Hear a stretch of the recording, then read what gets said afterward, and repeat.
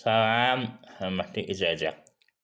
Əgər bilmək istəyirsiniz, evin və yaxud da obyektin vergisini nağd edin və kimlə bu vergini ödəməkdən hansı halda azaddır, bu video sonuna qədər baxın, hər şey aydın olsun.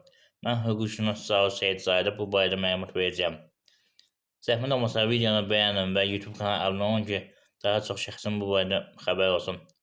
Eyni zamanda mövzuda keçməkdən əvvəl mən sizdən xahiş edirəm ki, hörmətli izləyicilər, videonu ona görə bəyənin ki, mən əli arabasında olan şəxsəm, istəyən bir yer götürün, əli dostlarıma işini satın, həm əli dostlarıma dəstək olun, həm özümə dəstək olun. Eyni zamanda hüquqi yardıma ehtiyacı olan vətəndaşlar hüquqi yardım göstərin həmin yerdə. Ona görə iyanə yığın, pul yığın. Pulu da YouTube kanalından yığmaq istəyəm, daha düzgün istəyən YouTube kanalı özü ödəniş etsin. YouTube kanalının da qaydalarına görə bir bəyənmə, bir köpük dəyərində hesab alın. Ona görə bəyənin. Bəyənin keçdiyim mövzuya, hörmətli izləyicilər. Yəni ki, satılan evin vergisi nə qədər olmalıdır və yaxud da obyektin vergisi nə qədər olmalıdır. Qeyd edin, diqqətlə baxın, hörmətli izləyicilər.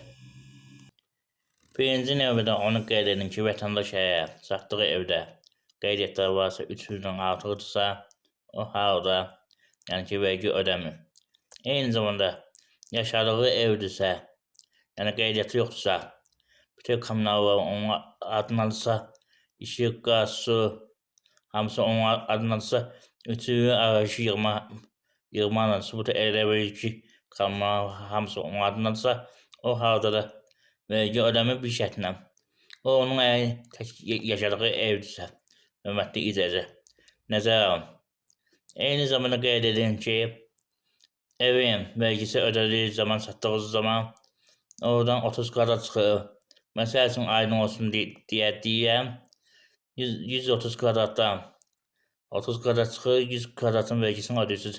Bu necə hesablanır, hörmətli izləyicilər? Əmsallarla. Məsəl üçün 100 kvadrat, hər kvadratı vurur 15 manata, 15-i də vurur müəyyən yerdə 4-ə və yaxud bir tane onda 2-yə və yaxud da 2-yə, 2 yarıma bu əraziyə görə dəyişir, hörmətli izləyicilər. Əgər bilmək istəyirsiniz ki, hansı ərazidə nə qədərdir və yaxud daha dəqiq bilmək istəyirsinizsə, videonu bəyənin. 1000 bəyənmə və 500 abunə olsa, bu haqda geniş məlumat verəcəm. Amma indi qeyd edin ki, 4 ilə 1 tane onda 2-nin arasını nətər olun. Məsəl üçün 100 kvadratlı eviniz var, kvadratı 15 manatın hesablanır, 15-i də vurur 4-ə. Bu 6000, hörmətli izləyicilər. Və yaxud əraziyə uyğun olaraq bir tane onda 2 ev olanda 1800 manat, hörmətli izləyicilər. Nəzərə alın.